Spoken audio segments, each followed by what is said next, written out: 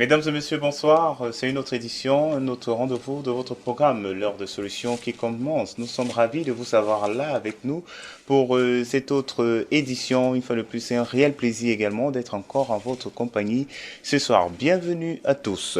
Dans ce programme, l'heure de solution, on aborde des sujets autour des faits de société, autour des inquiétudes, autour des questions vécues qu'on se pose au quotidien. Que dire? Que faire?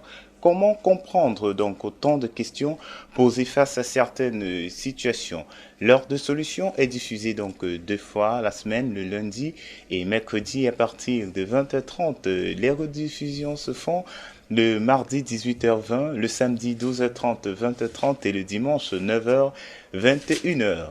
Nous allons encore recevoir, mesdames et messieurs, sur ce plateau de Solutions TV avec un très grand plaisir, l'homme de Dieu, l'apôtre Samuel Tateux. Bonsoir, apôtre Samuel. Bonsoir, Franck Eddy. Madame, messieurs, bonsoir. Jeunes gens, bonsoir.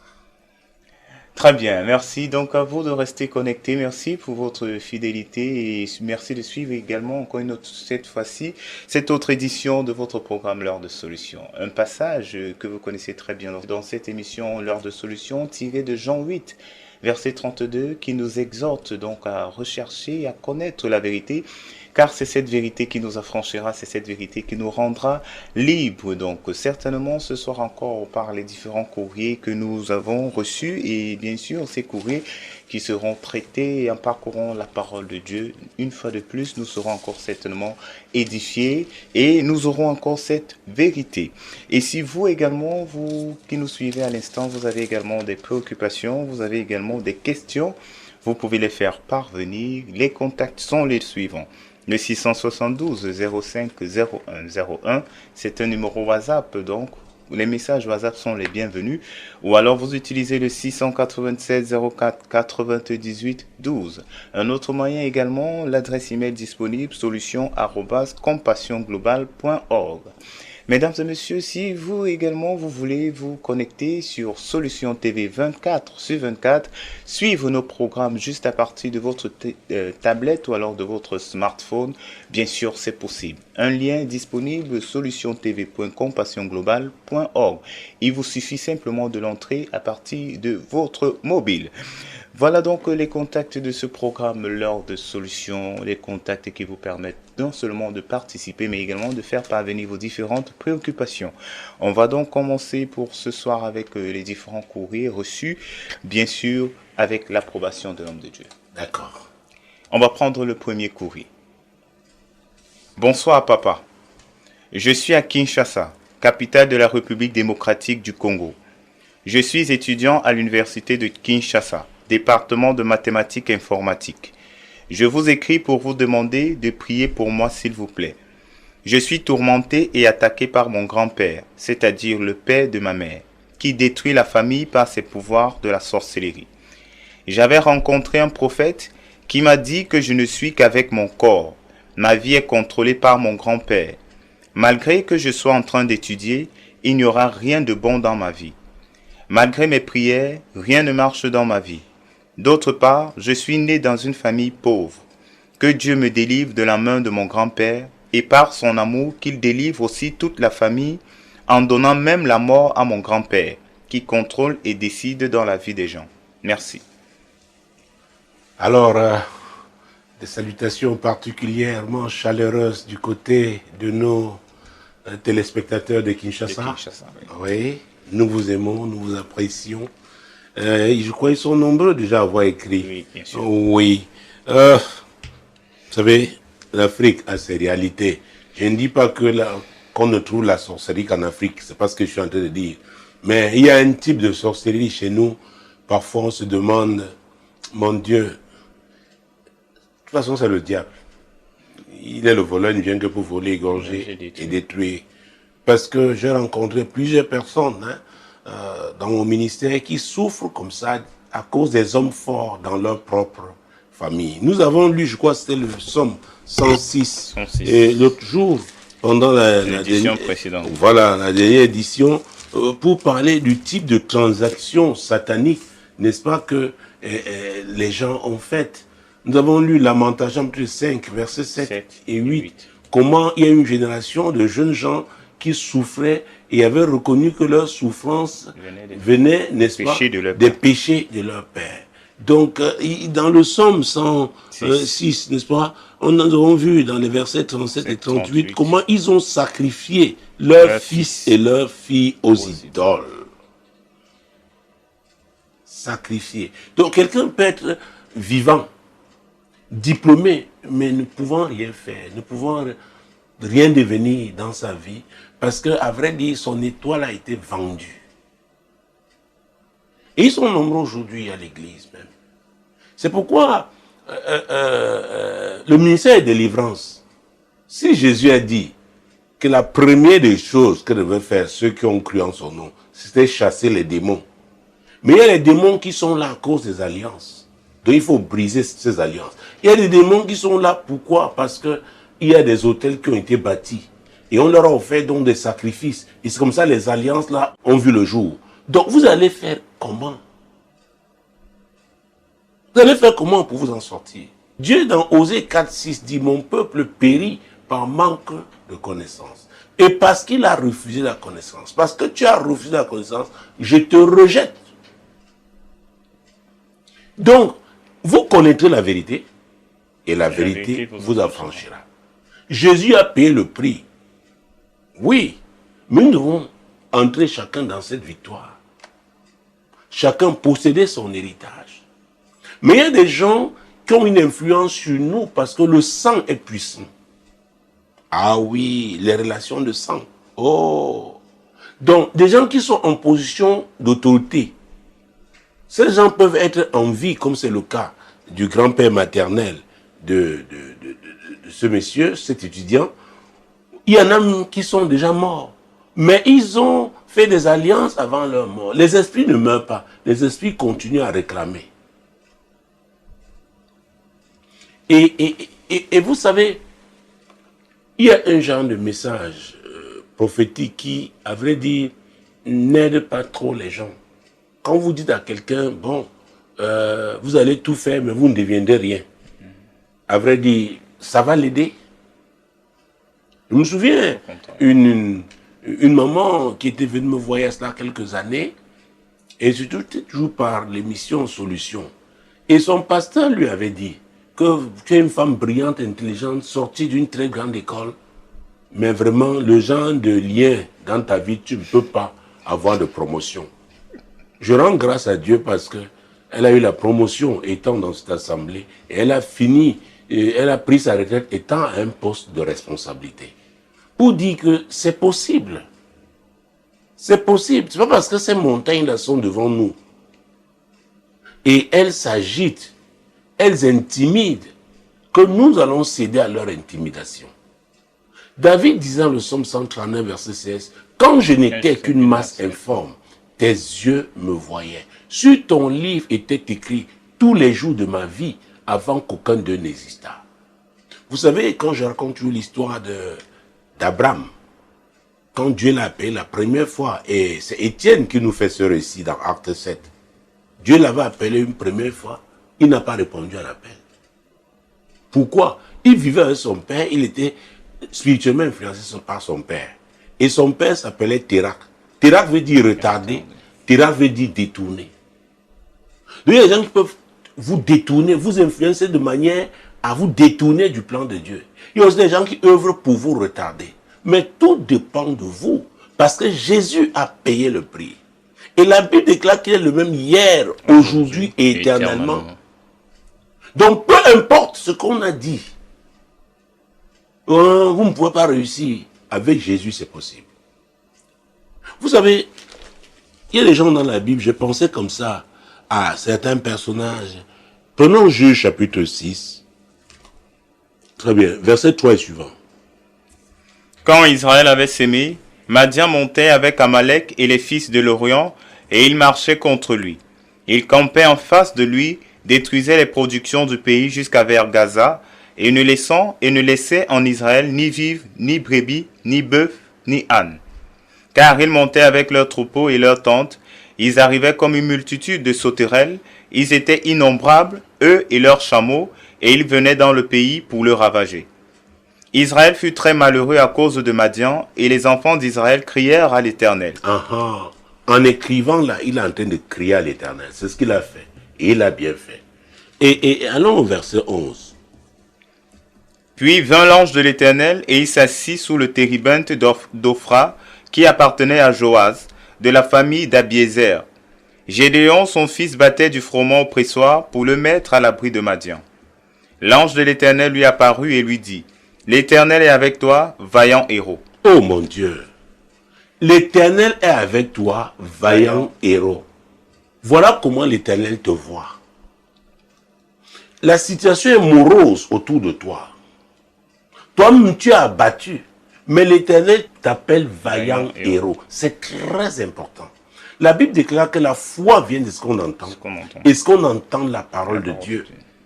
C'est pourquoi quand vous avez des problèmes, sachez où aller se fortifier. Ou alors, qui écouter. Il y a des prédicateurs qui découragent les gens. Il y en a qui encouragent. Voilà qu'il parle d'un prophète qui lui a dit qu'il ne sera rien. Ce n'était pas de nature à l'encourager. À vrai dire, et s'il n'était même pas encouragé, peut-être il aurait abandonné ses études universitaires. Mais je suis là ce soir pour lui dire que lui au moins a atteint l'université. Il y en a qui n'ont jamais dépassé le cap du primaire.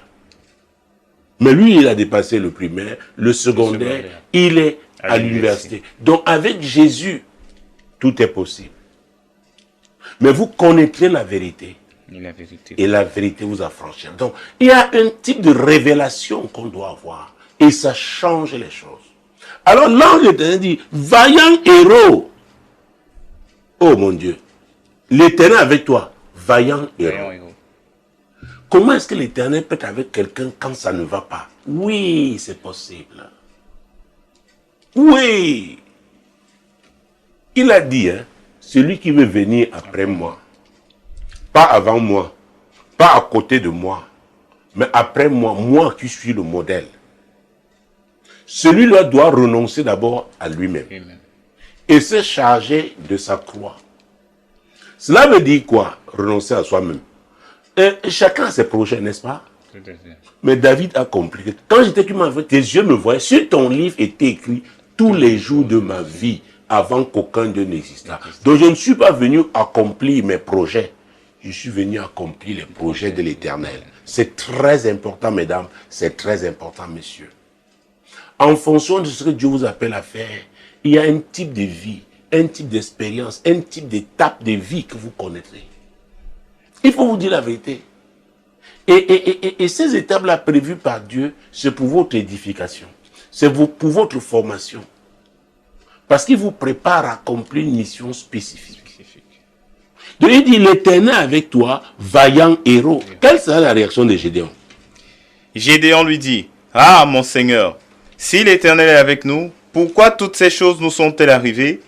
Et où sont tous ces prodiges que nos pères nous racontent quand ils disent, l'Éternel ne nous a-t-il pas fait monter hors d'Égypte? Maintenant, l'Éternel nous abandonne. Oui. Et il nous livre entre les mains de Madian. Gédéon essaie de donner un cours d'histoire à l'ange de l'Éternel. Mon Dieu, mon roi, verset 14. L'Éternel se tourna vers lui et dit, va avec cette force que tu as et délivre Israël de la main de Madian. N'est-ce pas moi qui t'envoie?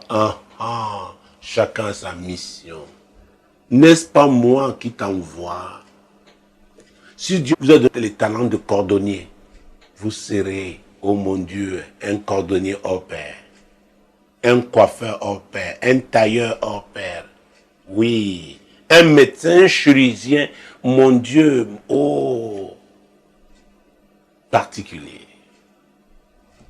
Quand vous allez plaider comme avocat, on verra la différence. Oui. Donc, il faut comprendre ça au départ. Dieu a un plan pour chacun d'entre nous. Et ce que l'ennemi essaye de faire toujours, c'est de nous détourner de ce plan. Ah oui. N'oubliez pas, s'agissant de Lévi, quand vous lisez Hébreux 7, 9, 10, la Bible dit que Lévi était dans le règne d'Abraham, quand Abraham alla vers Melchisedec. Il était dans ce. Donc Isaac même n'était pas encore né. Et Jacob n'était pas encore né. Mais il était là. C'est pourquoi ces gens qui nous ont précédés, ces gens qui sont en position d'autorité, ils peuvent, par des actes qu'ils posent, des transactions qu'ils font, livrer leur famille. Quand l'apôtre peut demander de prier pour les autorités, pour que nous menions une vie paisible en société, parce que les décisions qu'elles prennent en tant qu'autorité nous affectent. C'est pourquoi pour beaucoup d'entre nous qui sommes les prémices du salut dans nos familles, nous avons un prix à payer pour aller sortir tous ces gens. L'idolâtrie qui a été pratiquée pendant des années, ces sacrifices aux démons. Et ce n'est pas facile. C'est pourquoi il faut dire la vérité aux gens. On ne leur rend pas service quand on se met immédiatement à prier sur leur situation. À vrai dire, on va même exciter les démons là. On réveille certains d'entre eux. Parce qu'il est important, il n'y a pas de véritable délivrance sans enseignement. Les gens doivent savoir. Jésus a dit qu'on chasse un esprit, il va dans un lieu aride, il ne trouve pas de repos, il revient toute sa maison, balayé au nez. Il va chercher 7 esprits plus méchants que lui. Ils viennent, ils entrent, et la situation de la personne est pire qu'avant. Jésus avait guéri, mon Dieu, mon roi, un aveugle. Il l'a retrouvé au temple. Oh, peut-être il était en train de louer Dieu. Il a dit, mon frère, viens, c'est toi qui es aveugle. Oui, tu chantes ici, c'est bien. Mais ne pêche plus, de peur qu'il t'arrive quelque chose de pire. Donc, faisons très attention. Il y a des principes, il y a des lois. J'ai eu une série de messages, il y a 12, 15 ans, j'ai prêché. Et le thème était, ton problème est une loi. Tu violes une loi spirituelle, tu vas payer. Donc, ces gens-là ont livré, comme nous avons vu avec le Somme 106, ils échangeaient leur gloire contre la tête d'un bœuf. Ils ont livré au diable. Maintenant, vous arrivez là, à votre époque, vous rencontrez Jésus. Jésus dit oui, voilà ce que j'avais dit. Tu es un vaillant héros. Mais pour devenir un vaillant héros, il y a les étapes. Oh, Jésus qui est Nazareth. Oh, nous étions, c'était Juge 6, c'est ça? Juge 6. Mon Dieu, mon roi. Nous avons lu le verset 14 déjà? 14, oui, nous sommes au 15e verset. Voilà. Gédéon lui dit, ah, mon Seigneur, avec quoi délivrerai-je Israël? Voici ma famille est la plus pauvre en Manassé, et je suis le plus petit dans la maison de mon père. Ma famille est la plus pauvre. Il y a toujours des prétextes. Pourquoi on essaie de regarder avec les yeux physiques? Mais Dieu lui avait déjà dit, va avec cette force que tu as. C'est moi qui t'envoie. Ça veut dire quoi? Je serai avec toi. Obéis seulement. Et les circonstances parlent. L'ennemi s'agite. Vous dites, oh, je ne peux pas. Vous savez que, oh, Jésus-Christ de Nazareth. Même Saül, hein, oh mon Dieu, c'est 1 Samuel. Trouvons ça, vous allez voir.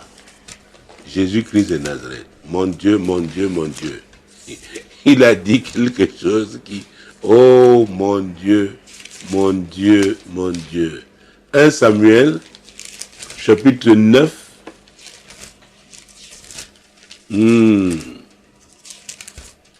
Verset 21.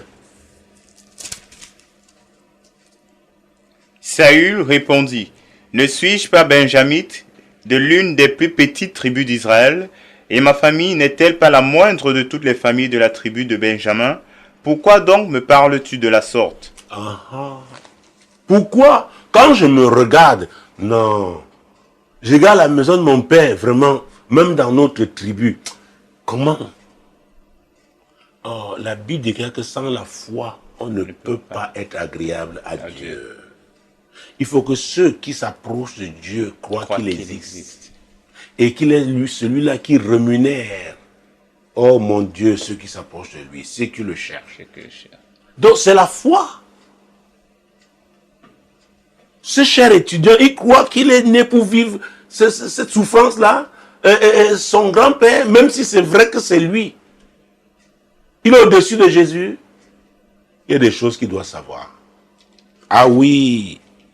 Parlons d'un autre héros. Nous sommes dans Juge. Hein? Prenons Juge. Jésus-Christ de Nazareth. Parce que, vous savez, au départ, les choses à vrai dire, humainement sont défavorables. Ah oui. Ne croyez pas que le diable vous fera voir que vous allez réussir. Non. C'est pourquoi les gens qui courent pour aller dans le ministère, faites très attention. Ils vous disent que non, j'ai tout, tout est bien, ils ont déjà tout. Hey. Enfin, moi, je m'en méfie. Alors, nous sommes dans Juge chapitre 11. Juge chapitre 11. Commençons avec le verset 1, nous allons continuer au fur et à mesure. Jephthé le Galadite était un vaillant héros. Il était fils d'une femme prostituée, et c'est Galad qui avait engendré Jephthé. La femme de Galad lui enfanta des fils qui, devenus grands, chassèrent Jephthé et lui dirent: Tu n'hériteras pas dans la maison de notre père, car tu es un fils d'une autre femme. Et Jephthé s'enfuit loin de ses frères, et il habita dans le pays de Tob. Des gens de rien se rassemblèrent auprès de Jephthé, et ils faisaient avec lui des excursions. Bon, vous voyez ça? Pendant la dernière édition, nous avons eu un courrier qui portait, c'était une prostituée qui nous avait écrit.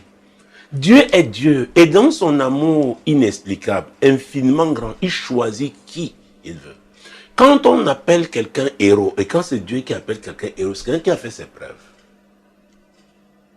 Et Dieu ne juge pas comme un homme. C'est quelqu'un qui a un potentiel que l'homme même n'a pas encore, véritablement, ne peut même pas mesurer. Il dit, Jephthé, la Bible dit qu'il était un vaillant héros. Donc, c'est quelqu'un qui avait déjà fait ses preuves. Il était un vaillant héros. Mais il était fils d'une femme prostituée. Il y a parfois des choses dans tes origines, dans ton passé, qui peuvent t'accuser. Est-ce une raison pour jeter l'éponge? Il faut se connecter à la source divine pour entendre la voix de Dieu. Qu'est-ce que Dieu dit de toi? C'est ça qui est important. C'est pas ce que les hommes ont dit. C'est pas ce que la religion a dit. Si c'était les hommes, je ne serais jamais là. Et si c'était un concours, c'est pas moi qui l'aurais. Donc, c'est une affaire de grâce. C'est très important. Ah oui! Les hommes voudront toujours te faire croire que tu ne peux pas, que c'est pas toi, te rappeler ton passé. Oui, tu viens d'où? Tu es le fils de qui? Qui est ton mentor? Ah, fils d'une prostituée. Alors, qui lui avait donné cette force qui a fait de lui un vaillant héros? Qui? C'est Dieu. Dieu donne comme il veut, à qui il veut. Il est souverain. Il y a des choses qu'on doit savoir. Il est souverain. Ah oui. Alors, ses frères l'ont chassé, n'est-ce pas? Oui, mais là où il est parti, dans le pays de Tob, la Bible dit les gens de rien se sont rassemblés autour de lui. Jephthé avait quelque chose qui attirait. C'était un leader. Les gens de rien, ils ont dit, avec cet homme, si on suit cet homme, notre vie peut changer favorablement. Ils se sont rassemblés autour de lui. Il est devenu un leader. Ils se débrouillaient ensemble. Verset 4. Quelque temps après, les fils d'Ammon firent la guerre à Israël. Et comme les fils d'Ammon faisaient la guerre à Israël, les anciens de Galad allèrent chercher Jephthé au pays de Tob. Ils dirent à Jephthé: Viens, tu seras notre chef et nous combattrons les fils d'Ammon. Pourquoi ils sont allés chercher Jephthé en période de guerre? Ils savaient qu'il était un vaillant héros. Donc il avait, un palmarès. Mais vous savez, la méchanceté des hommes, l'ingratitude des hommes, quand ses frères l'ont chassé, où étaient les anciens d'Israël? Ils se diraient que peut-être ils n'auront plus jamais besoin de Jephthé. Mais la vie, si. J'ai l'habitude de dire que Dieu a le sens de l'humour. Il faut faire très attention. Vous traversez sur un pont, vous le détruisez. Vous oubliez qu'un jour, vous aurez à traverser. Et ce jour, vous découvrirez qu'il n'y a pas de pont. C'est pourquoi les gens qui s'amusent avec les relations humaines, aïe, vous savez, il y a des gens qui vivent dangereusement. Je vous dis, même à l'église, vous voyez leur façon de faire, comment ils bafouent les principes. Vous demandez, mais comment ils s'en sortiront? Comment ils s'en sortiront? Ce n'est pas possible. Alors, voilà, ils sont dans des problèmes. Maintenant, c'est toute la nation. Une famille, sa famille biologique, l'a rejeté. Maintenant, c'est la nation qui a besoin de lui. Et on envoie qui? Protocolairement, quand les anciens se lèvent. Oh mon Dieu. Et il dit, tu seras notre chef. Parce que ce que Dieu t'a donné, la nation tout entière en a besoin. Donc, notre étudiant qui nous a écrit depuis Kinshasa, qu'il sache que Dieu a un plan pour sa vie. Peu importe les actes de sorcellerie de ce grand-père maternel, est-ce qu'il croit en ce que Dieu dit de lui? Est-ce qu'il croit que Dieu a un plan pour lui? Pourquoi il est resté vivant jusqu'à l'heure actuelle? Comment il a fait pour arriver à l'université? Dieu veut l'utiliser. Et mesdames, messieurs, je suis là pour vous encourager. Oui. Vous savez, il y a cela combien d'années? C'était en 2011. Nous avons prié et c'était les enfants des étudiants qui sortaient d'une l'école du ministère et on priait. Et il y avait une maman de plus de 70 ans, je crois qu'elle avait 70, 74 ans par là. Elle avait pris sa retraite depuis et elle avait fait cette école parce qu'elle voulait aller enseigner, former les gens dans l'intercession. Et elle voyageait donc en Afrique australe à cet âge-là. Vous savez, Dieu n'est pas un homme. Les hommes peuvent vous dire que vous ne pouvez plus alors que vous ne faites que commencer avec Dieu. Ce sont les hommes, ils peuvent dire, ils sont libres de dire ce qu'ils veulent. D'accord? Donc l'expérience de ce jeune étudiant est une expérience particulière. Il a des choses à apprendre et c'est pour accomplir une mission. Alors je m'adresse à lui et je le prends comme point de contact pour m'adresser à nos nombreux téléspectateurs et auditeurs à travers le monde pour vous dire, ne permettez pas que le diable vous arrête, n'est-ce pas, à cause des échecs que vous avez eus, à cause de vos tribulations actuelles. Jésus a payé le prix.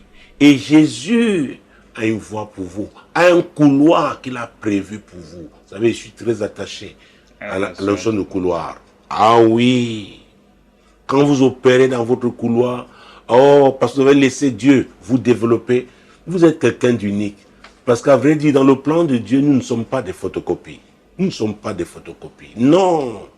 C'est qu'on doit être fier. Écoutez, David disait un jour, Seigneur, je te rends grâce.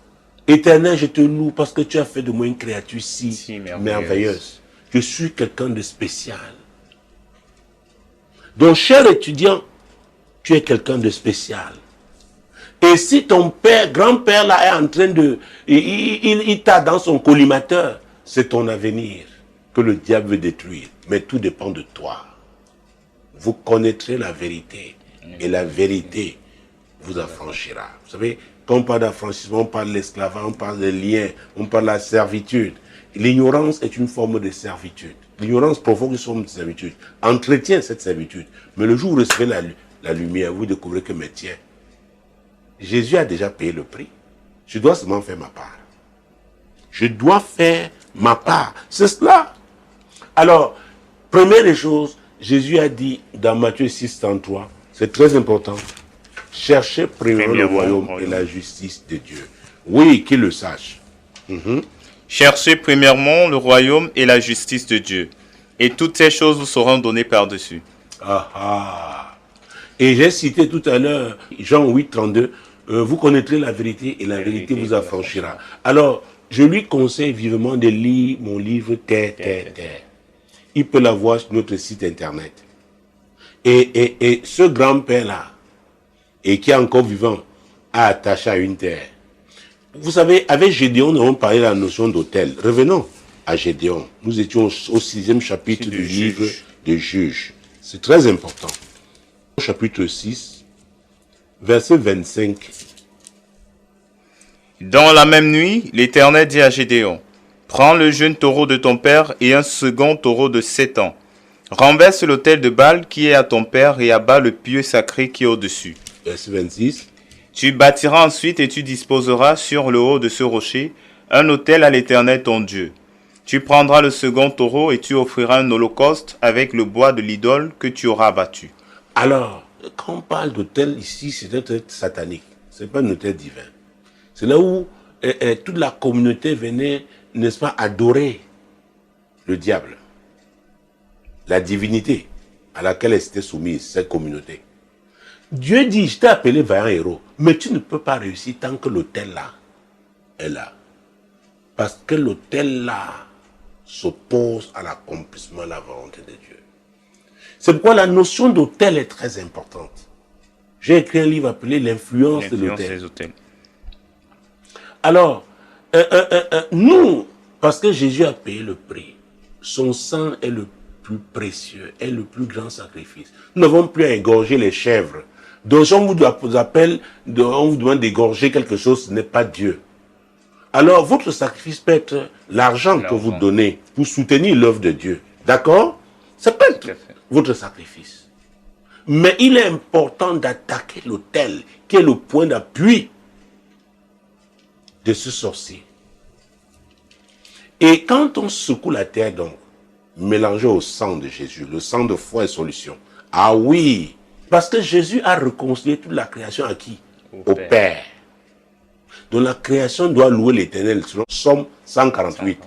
Donc, vous qui vous êtes soumis à Jésus, oh mon Dieu, et vous reconnaissez qu'il vous a créé pour un but, et vous voulez accomplir son but, et vous reconnaissez qu'il y a un autel satanique qui se dresse contre cela. Maintenant, vous vous levez. Oh, dans le Somme 82, verset 6, Dieu dit, j'avais dit que vous êtes des dieux, vous tous êtes fils du Très-Haut, cependant vous mourrez comme des hommes, vous tomberez comme un prince quelconque. C'est à cause de votre ignorance. Et l'apôtre Paul, dans Romains 8, 19 à 21, il dit, aussi la création attend-elle, avec un ardent désir, la révélation, la manifestation des fils de Dieu. Pourquoi? Parce qu'elle-même a été soumise à la vanité. Ils ont pris des arbres, ils ont dit, ce sont des arbres sacrés. Dieu ne les a pas créés pour que ces arbres deviennent des abris démoniaques. Donc, ces arbres aussi veulent être délivrés. Ils ont pris des forêts, ils ont dit, ce sont des forêts sacrées. Ce n'est pas la volonté de Dieu. Et c'est pourquoi, oh mon Dieu, mon roi, quand on est sauvé, quand on reçoit la connaissance, on est appelé à opérer la délivrance. On reçoit soi-même sa délivrance. On opère parce que la délivrance au plan personnel existe, au plan familial, au plan communautaire. J'enseigne ces différents niveaux de délivrance. Et c'est important.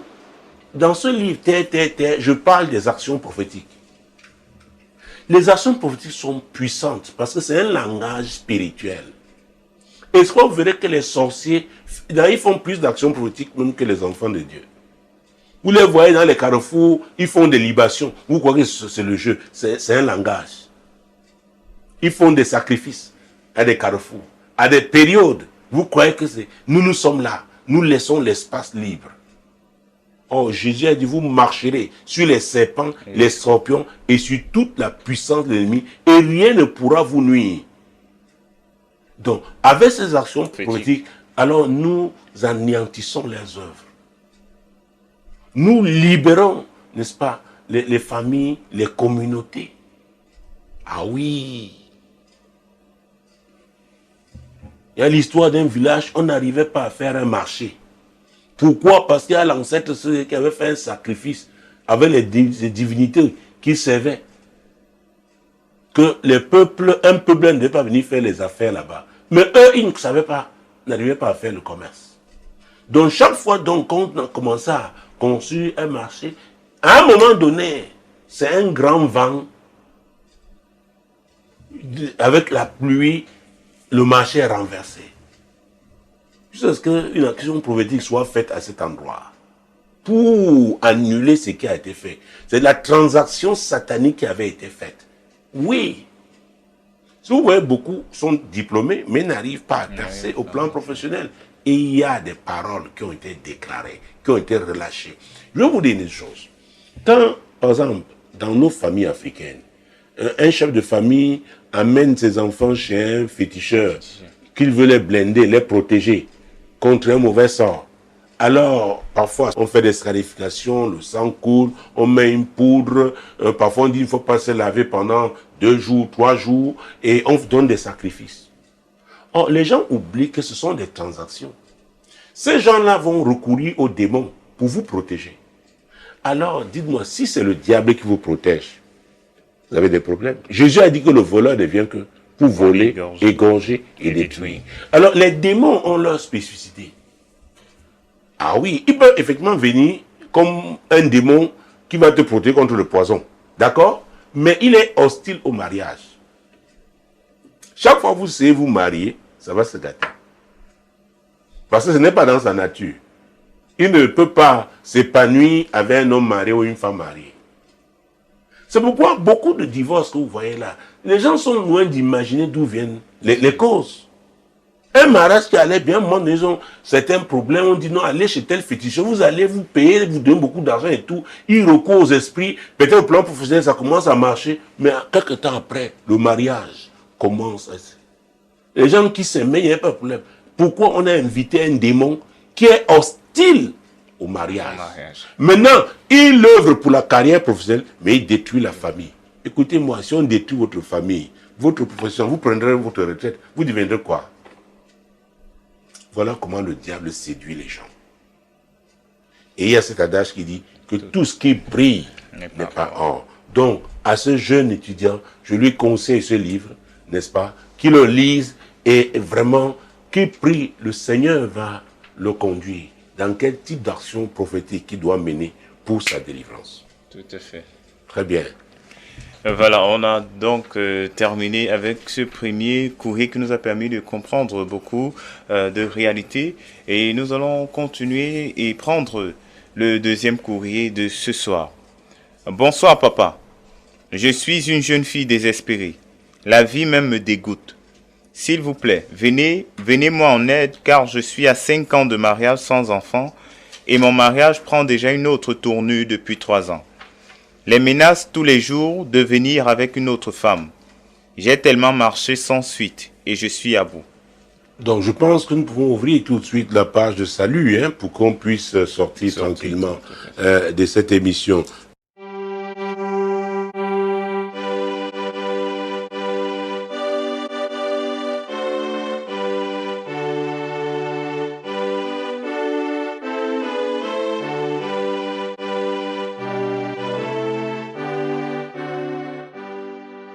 Donc, elle est mariée depuis 5 ans, c'est ça? Oui, elle n'a pas fait d'enfant. Et depuis 3 ans, elle a des problèmes. Son mari la menace qu'il va venir avec une autre femme. Il y a ces 2 versets que j'aime beaucoup citer dans cette émission. Il s'agit des versets 28 et 29 de Matthieu 11. Matthieu 11, versets 28 et 29. Venez à moi, vous tous qui êtes fatigués et chargés, je vous donnerai du repos. Voilà. Donc, je pense qu'elle est fatiguée de cette histoire. Elle est chargée. Il faut qu'elle se décharge auprès du Seigneur. Et Jésus dit, venez à moi. Venez, venez, venez. Verset 29. Prenez mon joug sur vous et recevez mes instructions. Recevez donc mes instructions. C'est très important. Il y en a qui viennent comme ça. Oh, pasteur, priez, priez. Dès la prière, elle veut qu'au retour à la maison, qu'elle trouve son mari qui est devenu directement un agneau. Ce n'est pas comme ça que ça se passe. Vous savez, le plus souvent même, les problèmes que nous avons sont comme des prétextes pour que nous rencontrions le Seigneur. Ah oui. C'est pourquoi ne venez pas seulement avec pour objectif que Dieu résolve ce problème. Mais si vous rencontrez votre Créateur, il n'y a rien qui soit au-dessus de ça. Parce que nous avons cité dans le précédent courrier Matthieu 6, 33, cherchez premièrement le royaume et la justice de Dieu. Et toutes ces choses vous seront données par-dessus. Mais au chapitre 16 de Matthieu toujours, verset 26, c'est important de comprendre ça. Parce que quand les gens n'ont pas la notion de priorité, c'est un problème. Matthieu 16, 26. Et que servirait-il à un homme de gagner tout le monde s'il perdait son âme? Que servirait-il à un homme? Une femme qui aura fait peut-être 15 enfants. Là, on dit peut-être c'est trop, mais il y a un pays non loin d'ici. Un pays voisin, il y a des femmes qui font 16 enfants. Donc Dieu dit, vous pouvez avoir tout l'or du monde. Les richesses de ce monde. Mais si vous n'avez pas Jésus dans votre vie, vous êtes perdu. C'est pourquoi Matthieu 6,33, je le cite toujours, cherchez premièrement le royaume et la justice de Dieu.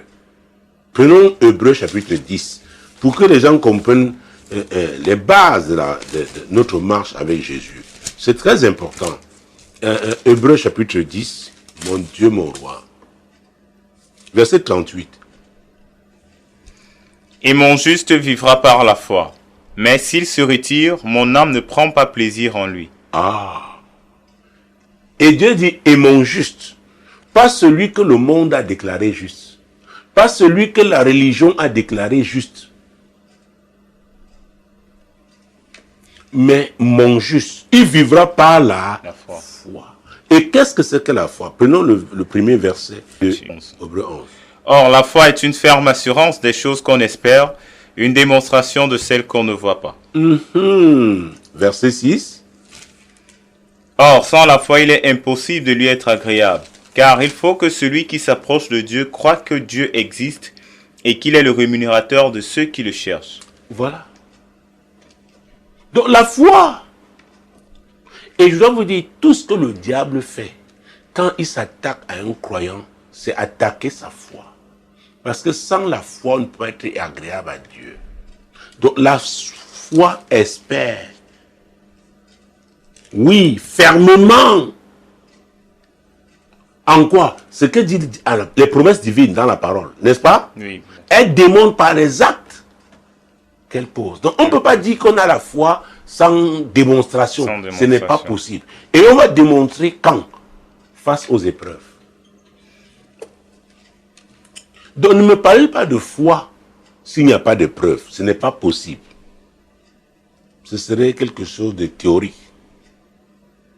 Donc mon juste, on l'a vu, vivra par la foi. Mon juste, vivra par la foi. Alors prenons cette histoire dans Luc chapitre 2, verset 36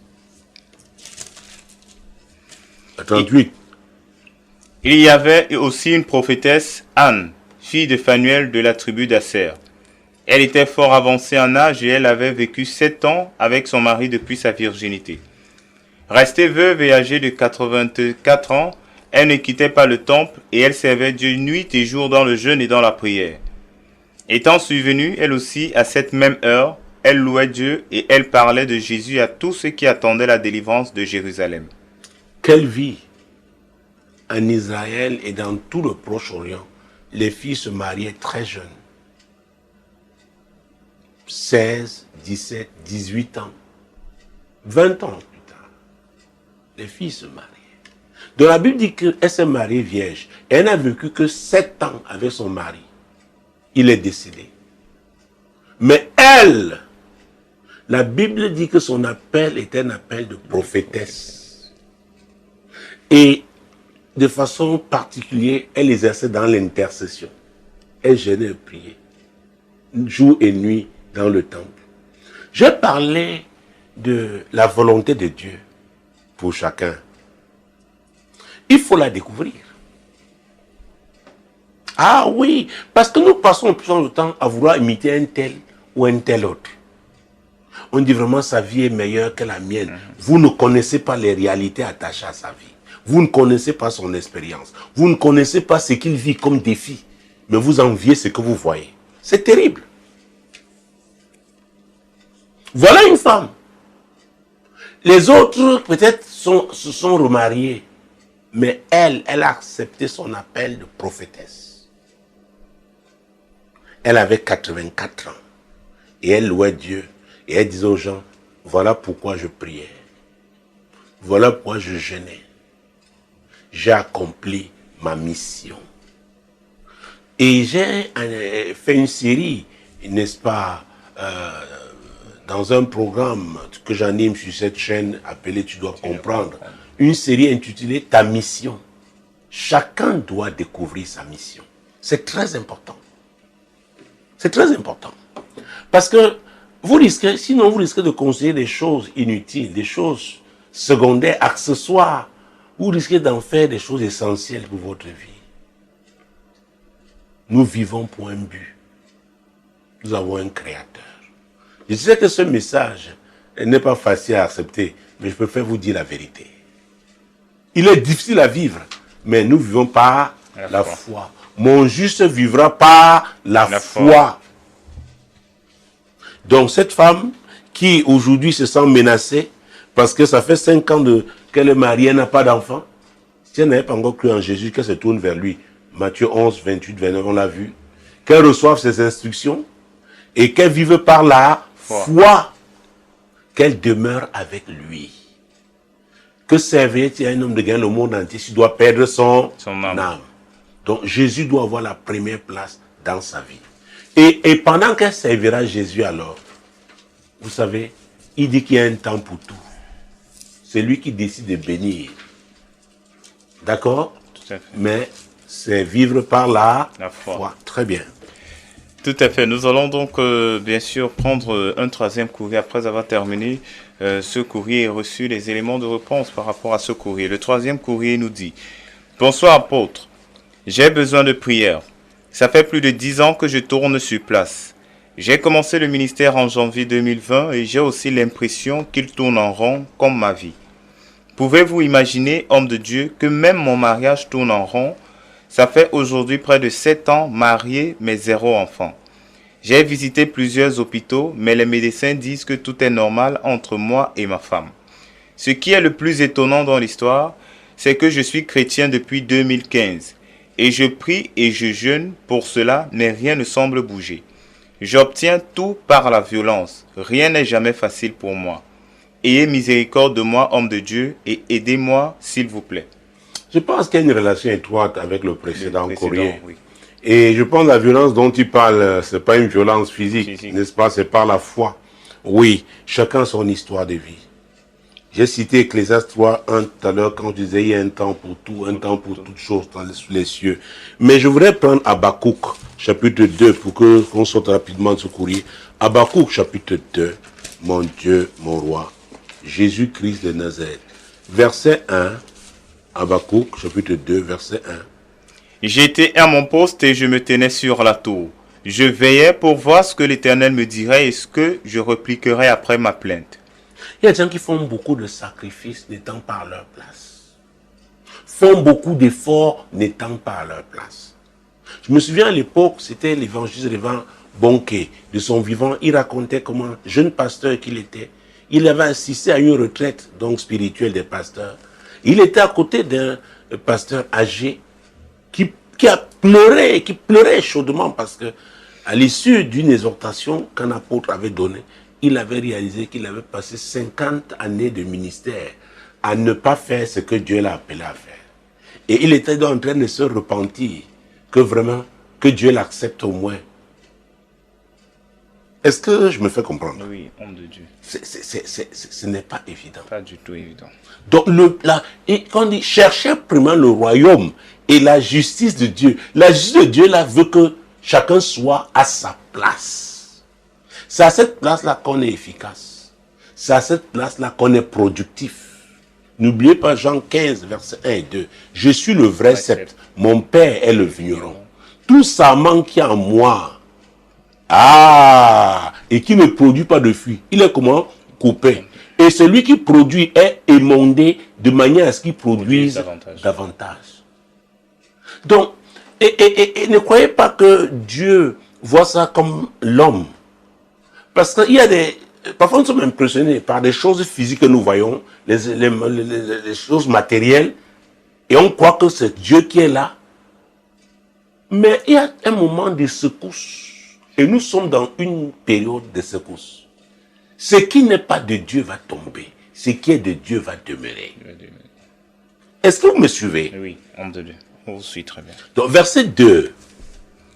L'Éternel m'adressa la parole et il dit: écris la prophétie, grave-la sur des tables, afin qu'on la lise couramment. Oui. Car c'est une prophétie dont le temps est déjà fixé. Elle marche vers son terme et elle ne mentira pas. Si elle tarde, attends-la, car elle s'accomplira certainement. Alors, la question que je suis tenté de poser à cet homme de Dieu, parce qu'il a commencé le ministère en janvier 2020, qu'est-ce que Dieu lui a dit? Même pour commencer ce ministère, qu'est-ce que Dieu lui a dit? Vous me demandez ce que Dieu m'a dit, je peux vous dire le jour, l'heure, le lieu. Et plusieurs fois comme ça. Je peux vous dire, Dieu parle. Dieu est un communicateur. Mais le problème, c'est que beaucoup d'entre nous ne sont pas à notre place. Alors, si Dieu vous attend à Bépanda et que vous allez vous retrouver, je ne sais pas moi, en Commando, c'est votre problème. Maintenant, si vous attend en Commando, vous allez maintenant vous retrouver, je ne sais pas, du côté de Bonaloka, c'est votre problème. Ce sont des quartiers à Douala. Je veux dire que si Dieu vous attend à un lieu et que vous vous établissez à un autre, il ne pourra pas, vous ne pourrez pas entendre sa voix. Donc, il est important d'être à sa place. Qu'est-ce que Dieu lui a dit? Même par rapport au ministère qu'il a commencé. Qu'est-ce que Dieu lui a dit? Ah oui! Dieu avait parlé à Abraham. Même si après il a fait ces choses. Mais Dieu lui avait parlé. Donc on parlait de Gédéon. Dieu lui a parlé. N'est-ce pas? Bien sûr. Nous on parlait de Jephthé, qui était un vaillant héros. Dieu a créé des circonstances pour qu'on reconnaisse la place de Jephthé. Il y a des problèmes qui arrivent quelque part parce que Dieu veut placer ces gens. Ah oui. Dieu parle tantôt d'une manière, tantôt d'une autre. Et c'est dans Job 33, 14. Et la Bible dit que nous ne faisons pas attention. Nous ne faisons pas attention. Mais qui n'oublie pas une chose. Dans Jacques 5, verset 17, 18, que Élie était un homme comme nous, de la même nature que nous. Il a prié et sous instruction de Dieu, il a fermé le ciel. Et le même encore a prié pour ouvrir le ciel. Il a prié de façon fervente. Donc il y a aussi la prière. 1, il faut être à son poste. 2, écouter Dieu. Oui. 3, par la foi. Quand il y a la foi, il y aura la persévérance. S'il y a la persévérance, parce qu'il y a la foi. Et Jésus a dit que celui qui persévérera jusqu'à la fin sera sauvé. Le Jésus qui a dit là, c'est lui qui appelle. D'accord? Donc, si j'ai un conseil, qui sera sûr qu'il a sa place, qui sera sûr qu'il a écouté clairement de Dieu, et qu'il demeure donc, qu'il marche par la foi, Dieu est fidèle. D'accord? D'accord.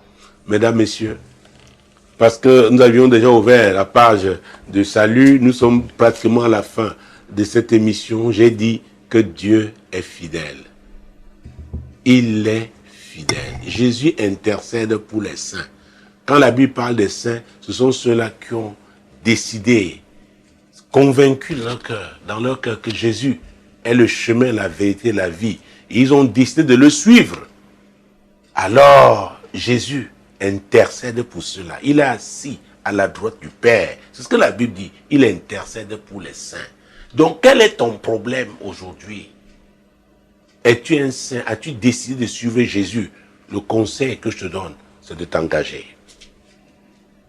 Oui, quelle que soit la vie que tu as menée, Jésus est amour, il pardonne. Demande-lui pardon et engage-toi à le suivre. Fais de lui ton Seigneur parce que c'est lui qui sauve. Et alors, demande-lui. Il a dit, tout ce que vous demanderez, je le ferai. Nous avons vu que notre marche est une marche par la foi.